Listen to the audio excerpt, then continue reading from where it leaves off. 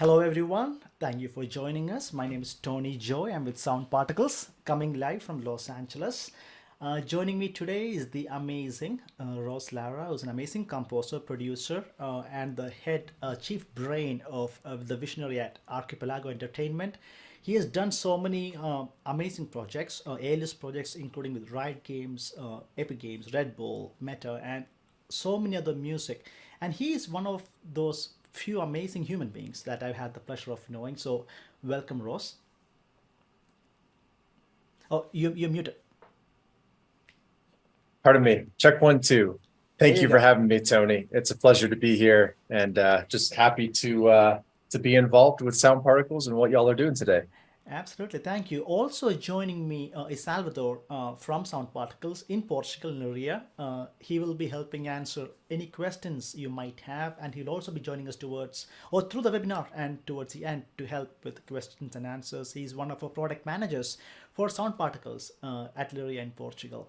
So again, once again, welcome everyone. Thank you so much for joining us. I also want to give a huge shout out to Vintage King, our esteemed partner reseller, who's helping with this webinar as well. And the reason why I want to get Ross on this specific webinar is because Ross is one of the pioneers who does spatial music, writing music in spatial, right? So most of the stuff he does is immersive, and his studio is also at of the mountains, right? So you cannot get more immersed with nature.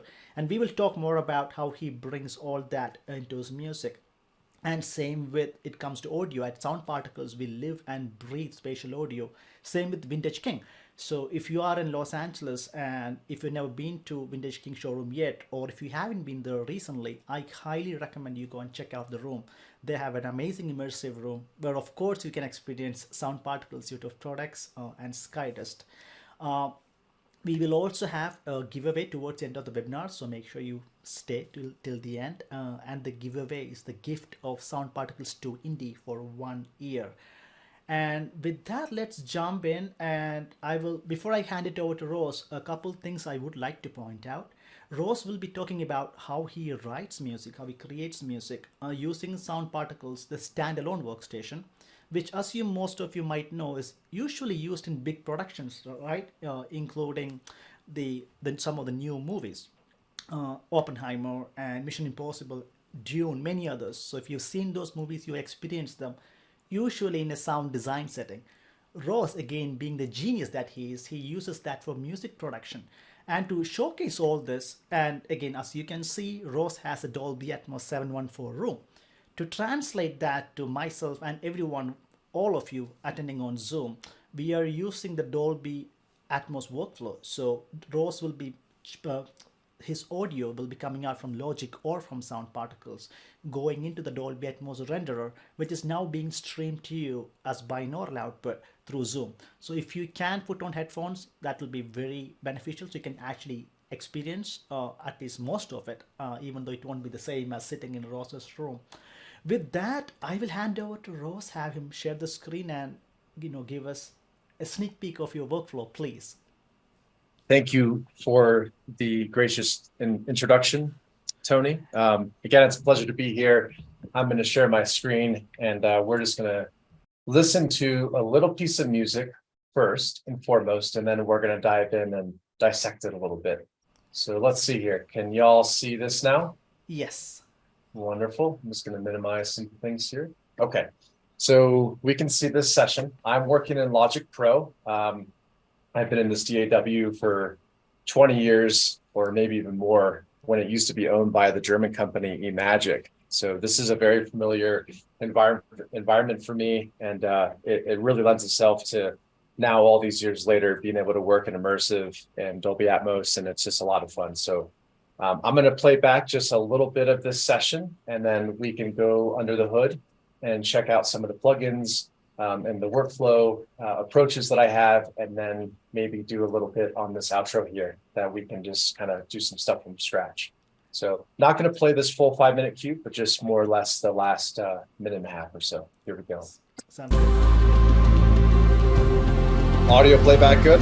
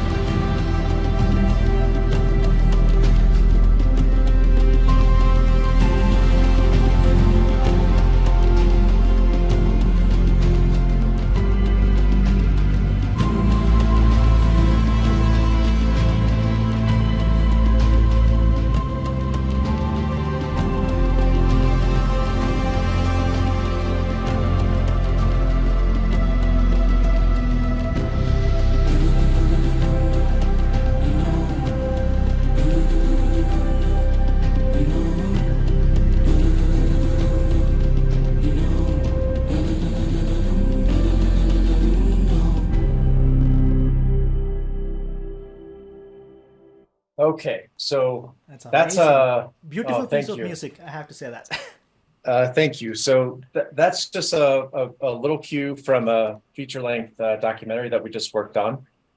So it's there's a lot going on here, but it's a quite a simple piece of music at the end of the day. How go Tony? Yeah, I was about to ask. So, tell us about when did you get into immersive and spatial? Tell us about that first before we dive in. Well, the interest of immersive audio and Dolby Atmos came on my radar many years ago, 5, 6 years ago, and I had this. I mean, just when you start to experience music and surround sound in as simple as 5.1, the possibilities to help augment your storytelling with additional speakers and the additional room to put sound and put instruments in, like just really kind of got me going and got me excited. So Dolby Atmos was that kind of pioneering technology that we've been hearing in movies for many, many years, for well over a decade. And Right. it was particularly when the streaming services like Apple Music and so forth started to experiment with that. And the rumors started to come out like, oh, Apple is going to have this, like this back in 2018, 2019. I just Right. remember between my business partner and I, we always were talking about it. We want to keep evolving and pushing the envelope, introducing new ideas, new processes to how we make music. Because, you know, when you've been making music for all these years, it's you got to keep, you know, changing things up and keeping things fresh. So Absolutely. being a sound nut and an audio nerd and, you know, loving mixing, this just felt like a natural path to just progressing in life and in the musical journey that we're on. So That's it's been a good amazing. time ever since. That's great, and I admire you because from what I understand, you are one of the very first people to start writing for spatial, right? When everyone was up mixing from stereo tracks and like, okay, let me mix things in Atmos now or spatial, you were one of the very first people to say, listen, I want to create music in spatial. You would record in spatial too, right? With your recorder? Yes, yes, sometimes. And you know, that's a very nice tip of the hat, Tony. And I don't know if I would, if I'm one of the first, but I just think that it's just fun to think this way. And is there challenges that come with it? Absolutely, because we've been in stereo here for so many years. So Right. it's kind of a different language to kind of take in and new workflows, new processes, and it's most of the time a hot knife through butter, but sometimes it presents its headaches too. And you Absolutely. know, yeah, it's just something to keep in mind. Perfect. So coming back to this track, so you're writing to picture, and this is an immersive piece of music. How do you Mhm. find yourself starting with this track? Like, do you remember the beginnings of it? Yeah, this is so much of my workflow. I have maybe 1 to 3 different Logic sessions for some of the cues of music, Uh-huh. especially when I'm working in film. Say if it's an hour and 20 minute long documentary or feature length film, there will easily be, you know, half a dozen or maybe upwards of a dozen different Logic sessions that I'm composing and writing. And a lot of Wow. times I work left to right, and maybe the first session will be the first 20 minutes. But I a lot of times I find myself just getting overwhelmed with the track count. If I have 1,000 tracks, my brain starts to not operate as well. So Right. this just started in its own session, and it was probably part of another 15 minutes worth of music. And a lot of times it starts just, you know, with an inspiring keyboard sound or piano. And I had already had the kind of the musical palette of the documentary already when we wrote this piece. Nice. So it was just kind of putting in drums and, you know, doing some very gentle, you know, not too complex musical arrangement, nothing too Per- busy.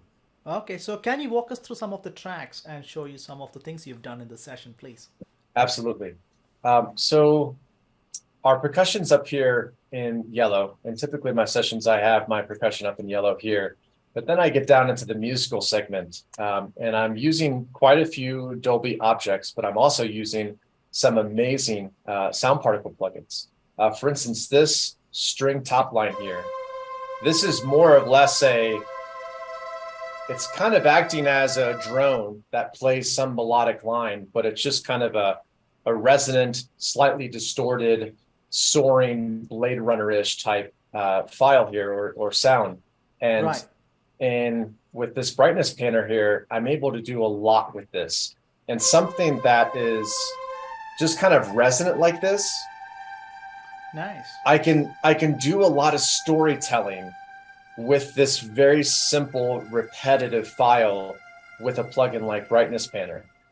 Brightness Panner, for those of you who are not aware of this plugin, it's an amazing plugin that will take in the sound source and then it will move the sound around your speakers, determining on the pitch or the actual frequency range of your audio signal. And Tony, for those of you, for you, Tony, and anybody else in Sound Particles may be listening, if I'm missing some of the technical definitions, please chime in. But you can see here with pitch is what I had it on. The lowest note here is G4. And this is just a simple like G to F to A to C. So it's like a C, it's like in a C major or something like that. So the lowest pitch that the audio is going to be manipulated on is going to be G4. Now, if I bring it up, you can see now that the parameter is much higher. So there's not a lot of movement. I have to have this kind of engaged here. And if I bring it lower, it's going to have more possibilities to move around. And this is reacting to the melodic and frequency content in this instrument. It's freaking amazing. The speed parameter, pardon me, go ahead. No, the only thing I want to add is, so yeah, like Ross said, just to re-emphasize the point, this is a dynamic panel, right? Basically, you're telling the plugin at what frequency or note or pitch it should start panning. That's pretty much the threshold, right? The note parameter, if it's on the pitch tab. And like Ross was about to say, then you have the speed parameter, which I will let him explain. Yeah, so the speed is acting just as it explains. You can either, you just control at the rate the sound is moving around you. So if we go really slow, like a very low speed, look at that content. It's not moving around very fast at all. But I can really crank it, and now it's dancing. And for those of you who have headphones on, you can really hear this puppy going well. And then say if I want to control this, so I like the speed of it, but I want to dial it back in and not make it so stochastic, I can dial back the dry wet. And now it's going to kind of center my original sound source, kind of in the center, but still have some playfulness on the side. And then here is just adjusting your points and just kind of, it's telling the sound where you can go and where you can finish. So this is really neat. You can just start playing around. So now that's just going all around us. If you want to have a 360 pan, but now check this out. I can bring in this parameter right here. And now it's mostly just going above me on my ceiling speakers in the elevation realm. Now, if I put this to brightness, this is another ball game that you can start to work with. Actually, I'm going to save the brightness explanations for the brightness panner, or pardon me, that I am the brightness panner. So the frequency here, I can just go here. I am going to start doing some fun stuff here. I'm going to go to pan. So now check this out. I have two parameters for the frequency range. The lowest, let's set at 200 hertz, and let's go pretty high. Now check this out. You have attack and release parameters, just like on a compressor. The attack parameter is functioning as the faster the attack, the faster the sound is going to start to move around, and it will be a bit more chaotic.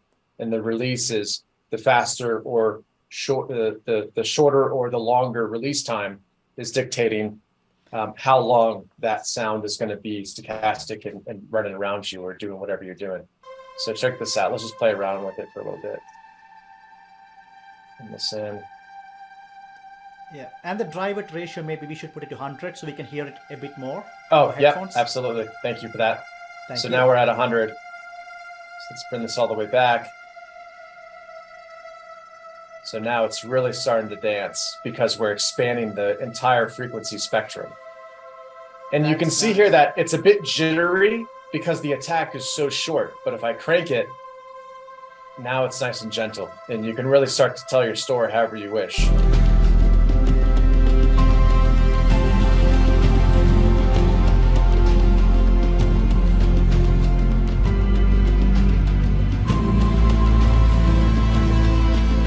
So this is where you just start to play around with it, and you can start to put your sound in around, like it's such a musical way to mix with something like this. It's quite phenomenal. That's amazing. So I noticed it's a 714 output, and unless I'm mistaken, the source is mono, correct? Or is it stereo? Let's Was it see multi-channel? here. No, it's stereo. It's It's stereo. stereo. So yeah, for those Well, those of actually, you who, no. So it's converted here. So it's converting a stereo track to 714, as you that's can what I see wanted to here. point out. So what Ross is doing here, for those of who those of in attendance who are not very familiar with the Atmos workflow, sometimes there's this confusion. How do I get to spatial, right? So that's exactly what Ross is doing here. And what brightness panel is doing is taking a stereo signal and spitting it out into 7.1 for spatializing it. And most of our plugins from Sound Particles support a variety of spatial formats, including binaural. That's how we are listening over headphones, right? So that was an amazing example. Thank you. And Rose, I bet that sounds so good in your room. Oh, it Again, sounds so sick in the room. And right? you just spend a little bit of time dialing it on your headphones binarily and just find those right settings that complement both the live environment and your headphones. And it's just awesome. Yeah, just a reminder to those who are watching that, if you get a chance to go to, again, like I said, the immersive room at Vintage King, for example, you can experience all this and more. So I highly recommend listening to all our products and other products from other companies too in a real spatial room when you can. With that, Rose, do you want to show one more plugin, or should we also talk about the sound particles? Because I know we have limited Oh time. I yeah, want to yeah. make sure we cover Yes. everything. We have a lot to I cover. I have one more thing I want to show real quickly, just something that I used on the brass instruments. So there's another great plugin called Density by Sound Particles. And this is, again, please chime in with the dictionary definitions here, but you are importing a sound source. So in this case, it's just a single French horn, and you are creating ensembles and adding additional voices that are so like high. It's just the quality is fantastic on each of the voices. And as you can see here, it's fairly intuitive. You can do small ensembles, large ensembles. So here's dry with some reverb. And I'm bussing the brass to this density. Now we activate it.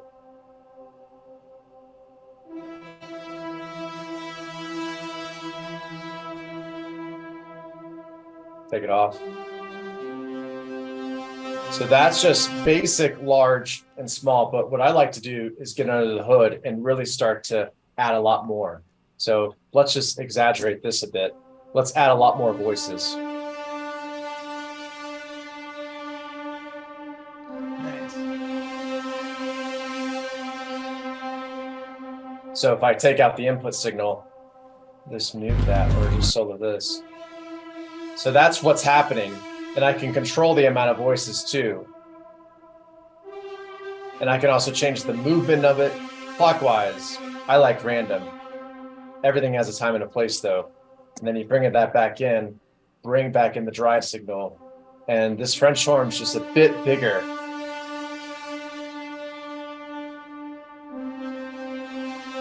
Without it, hear that difference? And That's in a the space. mix, yeah, it just sounds fantastic in the mix.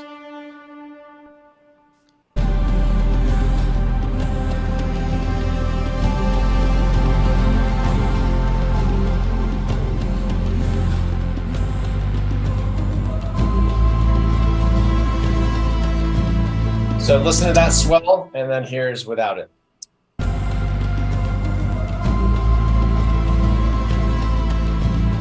So it's there, but then you bring it back in. Yeah. Yeah, it just has a bit more presence to it. It's just Yeah. fantastic. And you can use this with anything you want, obviously.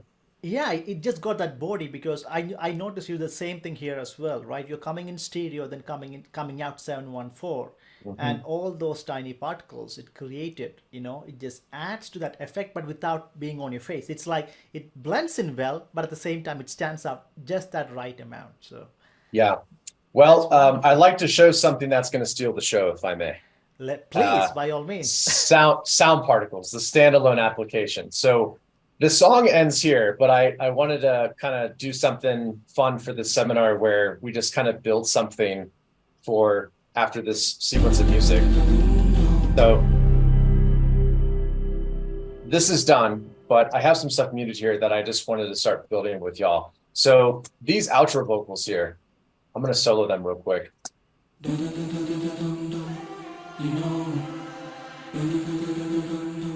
Fantastic vocals from my cousin Steven.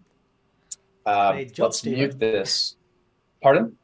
I said, great job, Steven. That sounds great. Yeah, he did a great job. So we're going into a different room of the house right now. This is Logic Pro, our DAW. We go into a separate program, and this is Sound Particles. This program changed the way I look at music. And I write in a lot of different genres of music. This is more cinematic stuff. I do electronic dance music. I do lo-fi hip hop and pop music, and I have a little band, all these different things. The point of why I'm saying the amount or the different styles of music that I work in is I find a place for some sound particles in just about everything that I work on nowadays. I That's music to love our ears. yeah, it's pretty amazing. It's traversing across all different mediums of making music for me. So what this is taking a sound source, and again, chime in with dictionary definitions here, Tony, if I need to. I'm taking a sound source and I am doing a very glorified granular synthesis process to it. I am taking a sound source and creating particles, and each of these particles has just clear definition. There's no smearing or anything like that. And these particles are then moving and being musical to the parameters that I use to set it. A great analogy that was, yes. Oh, sorry. No, I think the analogy is probably, see, I would just want to point out, if I may, I want to give a quick 30-second to 1 minute intro to sound particles to those who might not know about it. If you don't mind, please. Sound Particles is the flagship software we make, and our company is named after the application. It's a standalone application, and in a nutshell, it's CGI for sound, right?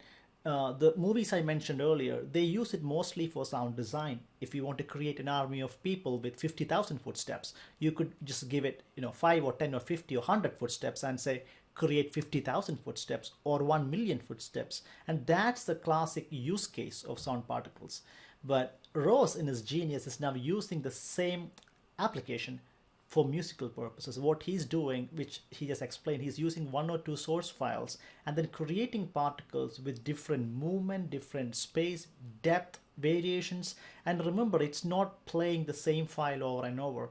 Sound Particles creates brand new particles based on those source files with variation. So yeah, that's my elevator pitch real quick. Yeah, that was, I was actually going to use the whole CGI example too, but you said that way more eloquently than I would.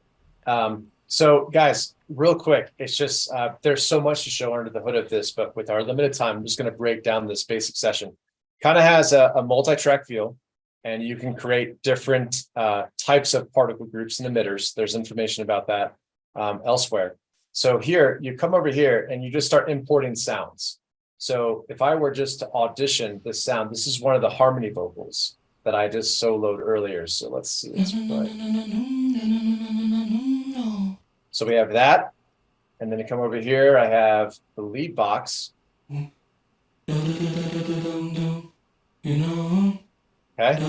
cool. So I'm just going to be using those two for now. And then once I go through and do some adjustments, it's going to create this amazing texture that I'm about to play back. Some of the adjustments and, like, for lack of a better way to put it, the automation that you can put in these emitter particle groups is you can adjust like how fast these particles are moving, in which direction, in the type of geometric figure that they're in. And then like audio modifiers here, like if I want to adjust the EQ and like, it's pretty much applying LFOs to everything. It's amazing. And I would love to do a more in-depth dive on this stuff, but I'm just going to hit play and you guys are going to experience this. That's pretty freaking rad.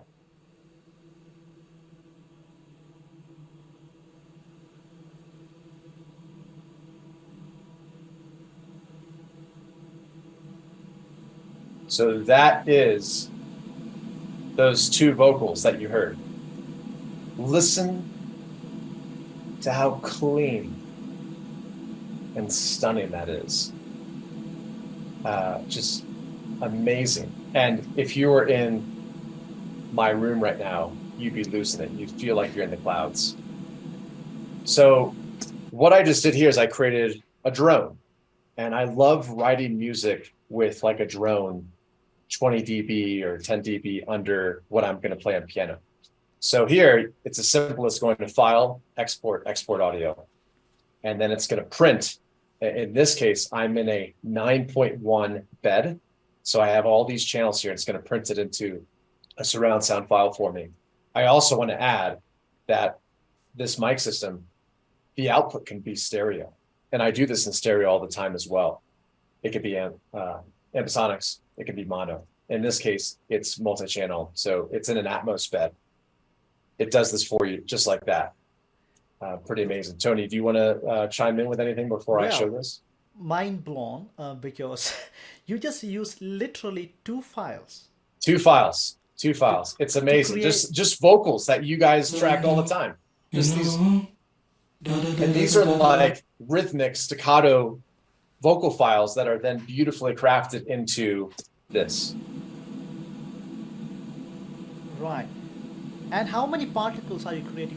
So if you look at the settings up there, in the general tab to the top right hand corner, you're creating about 110 point something particles every second in that one track. That's such a good point. So you can see here, this is the main window for how many particles you want to create. So you see here a total of 3,807 little mini nano pieces of audio that are beautifully shaped and crafted and gently and musically moving around us in this room. And you can go as crazy and all that as you want it. And you can also change like the figures. So right now I have sphere and circles. You can go triangles and cylinders, all kinds of neat stuff. So once you have, pardon, go ahead. No, go ahead, please. Well, and so once you've done what you've done, you can then just go to File, Export. And I want to bring it back into Logic and show how this really inspires me with my music making. So I created a new track here, and here it is. Let's just play this back.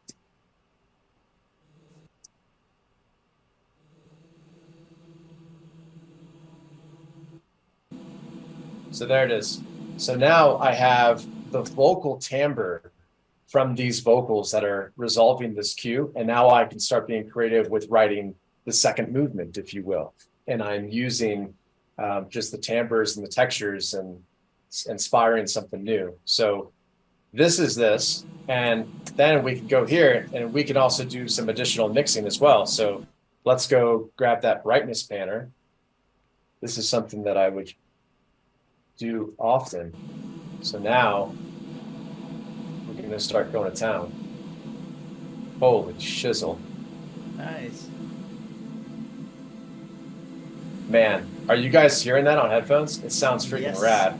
So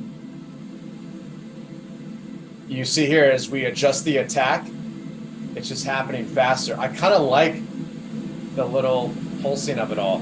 And I'm sending it more to the back. I can bring it more to the front. But I'm going to bring it up here or bring it to the back because there's going to be some room to do some additional writing.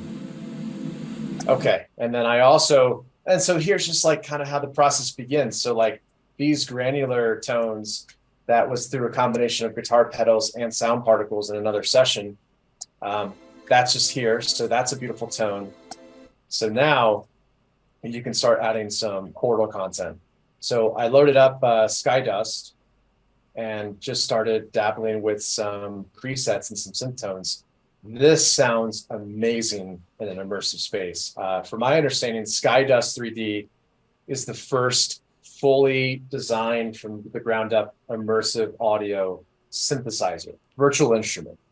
Yes. It's sick. And you can see here the output channels, guys. You can do as many things. It's sick in stereo and it's sick in 714 or 912. Like it's crazy. So let's check this out.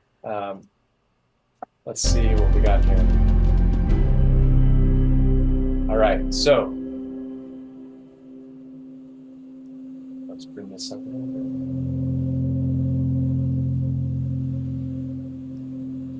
Nice. Yeah. So here you have all your oscillators. I won't go through the whole 9 yards of every window. Time is not on our side with this because I would love to talk about this for hours.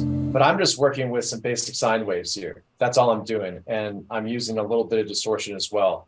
And then you just go through these tabs and you can adjust your synthesizer just like you would any other synthesizer. So you can go through all the oscillators here, 8 oscillators, crazy. Per note. Pardon? That's per note. So if you play 10 notes, Yeah. you get 80 oscillators or 80 Yeah. particles moving around in space. Yeah, it's bananas. You have your filter section here. You have FM synthesis. You can do additional pitch. You have built-in arpeggiators. You have built-in effects. It's fantastic. So say if I wanted to, introduce a bit more distortion to this. Good. Nice.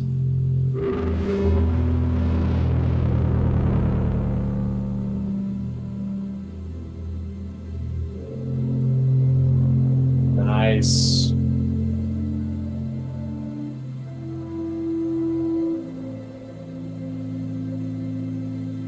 The spatial tab is what really makes this plugin fantastic. Binarily, this sounds amazing. In an atmosphere, it sounds even better. And you can just start adjusting how this is going to sound and how it's reacting in your room. You can see the windows down here. It's showing you what's going on. I can put everything upstairs. I can increase the elevation and do so many things. And I can also change the way it's rotating. Right. Ross, I want to add a couple things to that. Yeah. So the movement modifiers tab is great. You can, if you go to the off tab, you can also place them statically, right? So if you want to have a pad that stays static, you can just go to off mode and just place each oscillator in space. You can also use an envelope generator, but one of my favorite use cases for spatial inside Skydust is the next tab, the arpeggiation tab. So if you go to the ARP tab and go to sequencer, of course, you have a pitch tab, which you can delete if you go towards the left, right, to the left of the pitch bar, or you can leave it on. But you see the add parameter right above the spatial window, the add parameter right below the pitch bar. The pitch bar. Add parameter, yeah. Towards no, not the range. The add parameter towards the right, Oh. You can actually arpeggiate spatial panning. Mm-hmm. Yeah. Which is just amazing. So you can actually have an oscillator just going all around in space. I just want to give that feature a shout out to everyone that's watching. It's pretty amazing. As you are seeing, there's so much under the hood of this plugin. It's just amazing. So, and this is your home screen. So anywho, with this, we have some new chords, or not new chords, just reprising the chords, but just in a different feeling. And as you can see here, it's all around us. And then we're going to introduce like a little arpeggiator sequence.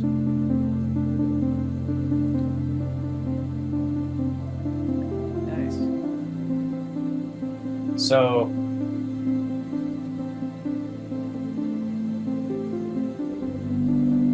this is Air, which is a glorified low-pass filter. It's super sick. And for a nerd like me, it's fun. Like right now, it's probably 70, 75 degrees outside and the humidity is not too bad. So I'm just going to adjust of what I'm feeling literally outside. And then the low-pass filter is functioning based on distance.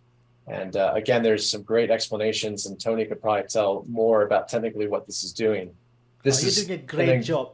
This is an incredibly smooth low pass filter. Let's check it out. I got it routed on my SSL UF8 here as well. And instead of like using the word low pass, the word is distance. So check this out. So here's it wide open.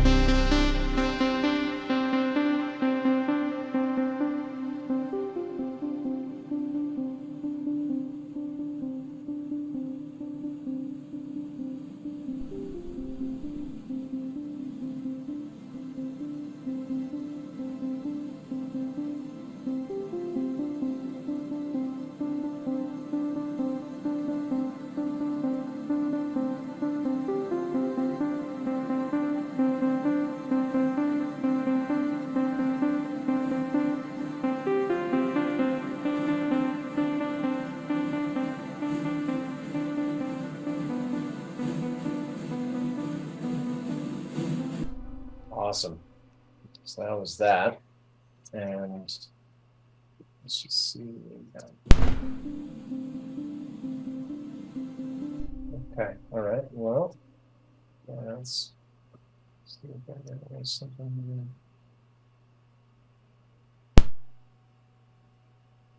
So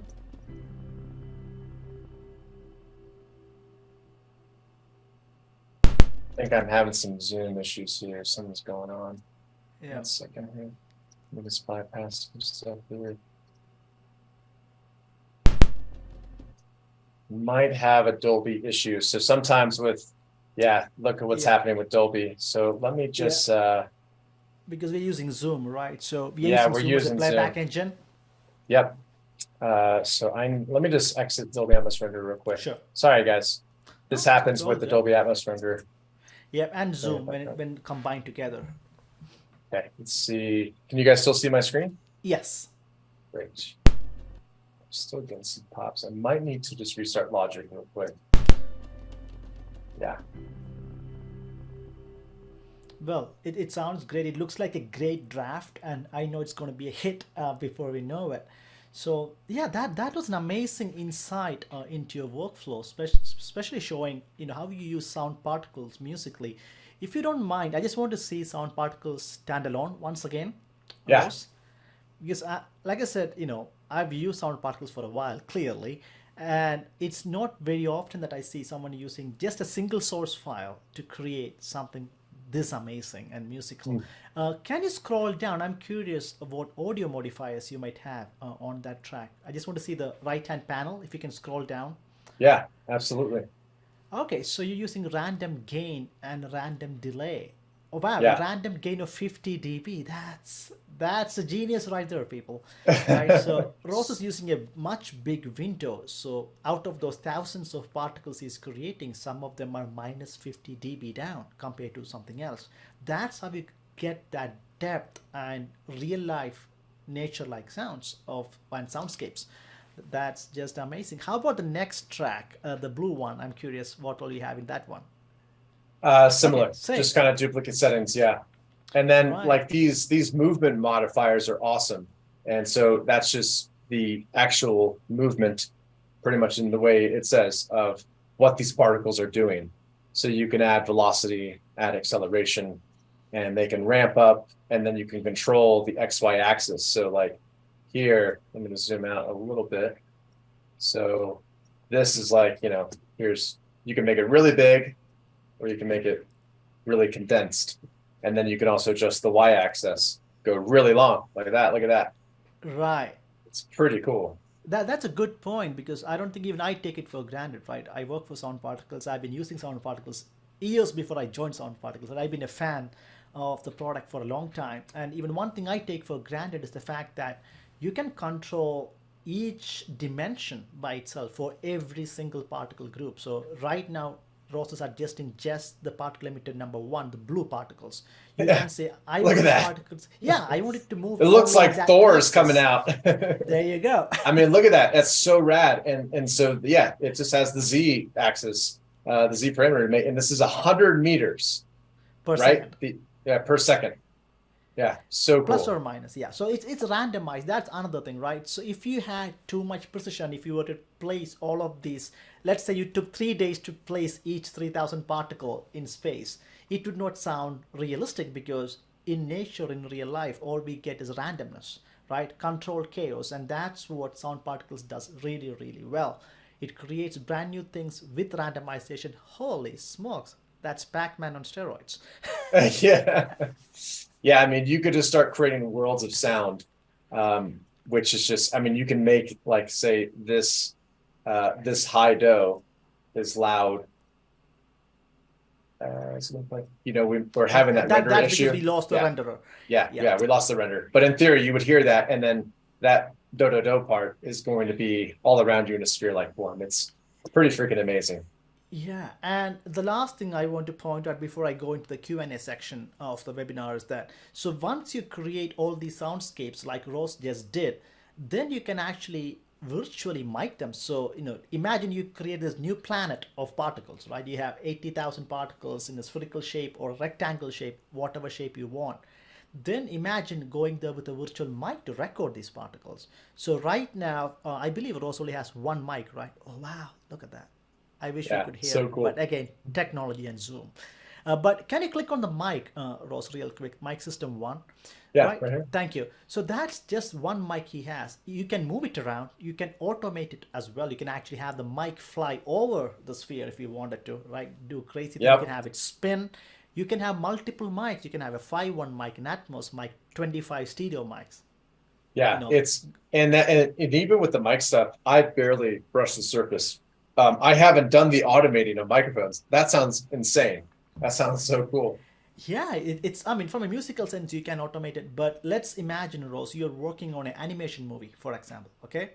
And if you have access to the animation file, which it's an open source .fbx file, you can actually import that animation mesh data and then use that data to automate a mic. So, for example, you might have a character in animation, maybe it's a bird that's flying around, and you would attach, I don't know, like a vocal or some instrument to that bird as it's having flight through space. You can Yeah. import that data from animation and attach that mic or a particle system to that bird and then sit back and immerse yourself as it flies. Yep, that's so cool. So I have not done that yet, but there's stuff on the horizon where I definitely want to do that. That is amazing. Wonderful. Listen, Rose, thank you so much. But before we wrap, there's a few things. One, I want to invite my amazing colleague Salvador back for any Q&As we might have from the crowd. I also need to announce the winner of the giveaway we have. But also one more shout out to the amazing reseller Vintage King who helped us with this webinar. So, Sal, do we have any questions or thoughts or comments? So yes, indeed we have Tony. We have one first comment from Fregentia. It's about what he's mentioning is just like Alan Meyerson said on an interview. Atmos is more about placing sounds in different spaces and not about compression and equalization.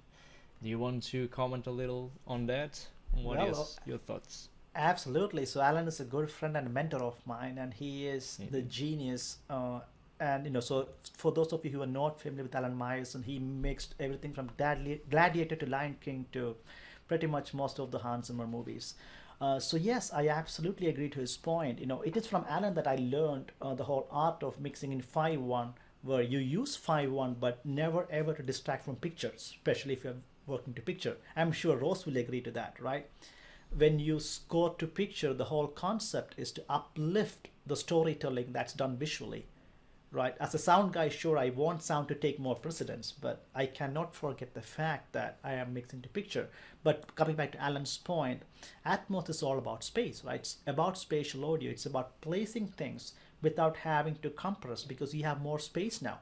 Before you were compressing because you're trying to fit everything in this window in front of you, like a tiny rectangle.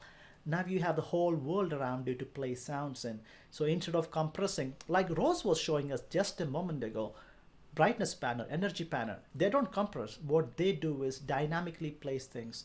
So thank you so much for that comment. Okay, we have also one from Daniel that is asking to Ross about the export track from Sound Particles, all these vocal textures that you created, if it's as an export of a stereo track or it's a bad one. That is a fantastic question. I did stop my screen share, but I can quickly show you that real quick. I just was rebooting Logic just in case the renderer would decide to cooperate again. Can you guys hear me still? Yes, Yes. Okay, wonderful. And you can see the screen? yes. All right, Daniel. So you just come here, export audio and sound particles. So I'm not fully rendered. 1 second. I have an alternative here. I'm just gonna go here. It's loading up. Cool. So we have file export audio. And here's where it just gives you the different export options. Right now, our microphone system that Tony was explaining is a 9.1 Atmos bed. And this is the mic system here. So if you were to have it as a stereo microphone, you would have the stereo option. In this case, since it's a surround file, all you got to do is hit OK. And it's going to break it down into an interleaved file or non-interleaved. And I want everything to be in one channel. So then I can go back into Logic, import it, and it's all on one track. And if you have a stereo setup, it's just going to be a stereo setup. It's as simple as this. You just hit OK, and then you're exporting. Perfect. I just want to add to that. So, Daniel, so the mic system, like Ross explained, in this specific project is only one mic and it's just 712. You can have multiple mics, 5.1 stereo, 7.1, 5.1, 25 stereo mics. And if you exported at that point, you'll give stems for every single mic. Going back to the analogy, right? Let's imagine you go to this planet with microphones to record the planet. You would have recorders and you will get files from the recorder. Same concept here. Each mic will give you an audio file with the same width as that microphone. Last but not the least, you can also do batch processing. So for those of you who might be working on game engines and such, you might create this amazing planet, but you want to have multiple variations of the same mic or multiple mics. You can actually use batch processing in Sound Particles to do that. I hope that answers the question. Next one. Okay, we have another question regarding binaural. And the question is, how does a track that is rendered as a binaural output sound on a stereo speaker? We are talking in the preparation of this webinar about that. Yes. Does it sound off? And the question is about that. Do you want to tackle that, Salvador? Okay, yeah, for sure. So essentially what is happening is that the binaural output is usually prepared to be reproduced in headphones. So you, in this case, all the filters, all the process that we're going to come up is designed and prepared to be listened with the headphones. And when you're listening with speakers, what is happening is that the sound that is coming from your left and right speaker reach out your 2 ears instead of with the headphones when I have my left headphone that is reaching out just my left ear. And that difference compromised the output in speakers of binaural. But besides that, there are other approaches that try to simulate the binaural effect with the speakers also. Yeah. Yeah. So just to add to that, I've seen people use binaural plugins for stereo mixes on speakers. Again, there's no law or federal law that states you cannot use a binaural in stereo mixing, but like Salvador said, binaural is designed to be monitored over headphones, which means, again, like he said, it introduces lots of phase calculations to achieve that, right? So when you heard things in the back of your head, if you're wearing headphones today, that's because those calculations were made by the Dolby renderer. Or in Sound Particles, we also support our own binaural. The point I'm trying to make is, if you use binaural in speakers, there's a 50-50 chance that you might hear something cool, or that it might just collapse. Your imaging might collapse, so it might sound skewed. So you're taking a chance. The only problem with using binaural in stereo speakers is that it won't be predictable or scalable. So just keep that in mind. You'll be taking a huge risk. It might sound great in one room and sound different in the same room if you were to take 2 feet to the side. I have one last question from Fregentia that is for Ross also. He always wanted to know this, and I think Ross can explain a little, is what he's writing.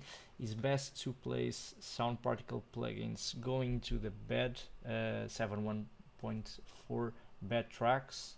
Yes or no?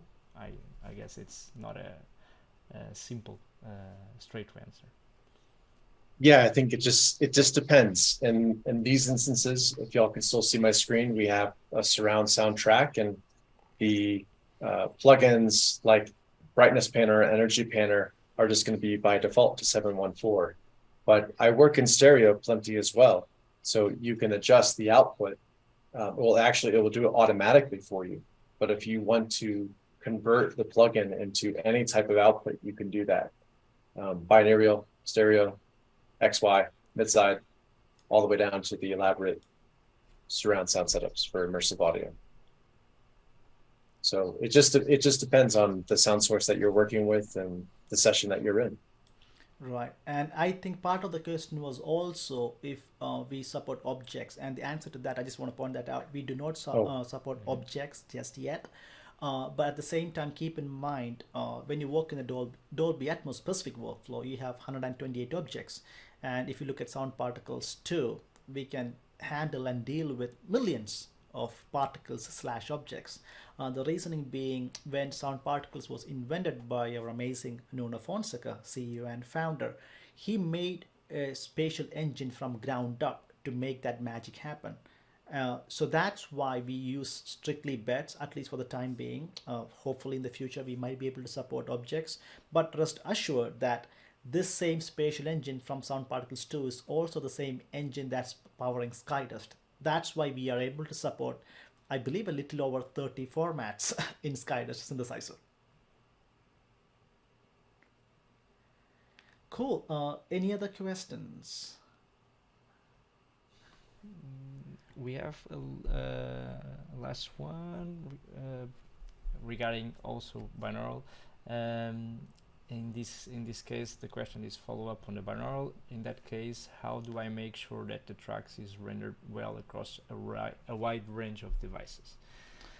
Well, that's gonna take that's a lot to unpack. But I would keep it simple and short and say that depends on your delivery platform. Okay, Mhm. a good example. I'm going to go with a very famous mainstream platform, Apple Music. So if you delivered Dolby Atmos mix or the Dolby Atmos master file to an aggregator like Apple Music or Netflix, they will take care of binaural at their end.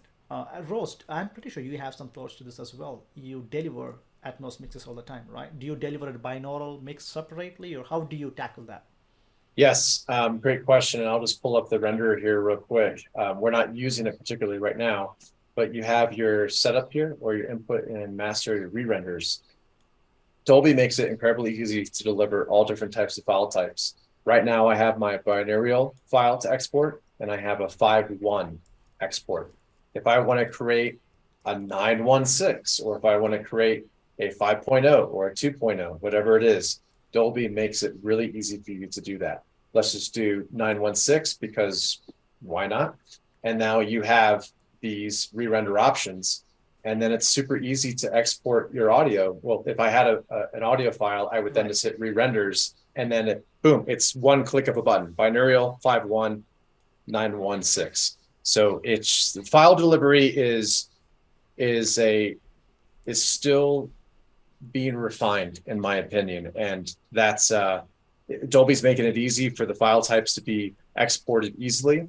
But I think companies and film studios and music makers and singer-songwriters, et cetera, are still exploring that domain and what are the best delivery formats. And of course, that goes into consumer end as well, like when Samsung and Apple HomePods and Alexas and all these things, they're embracing this too. And so that also might change deliverables down the road as well. But we shall soon see.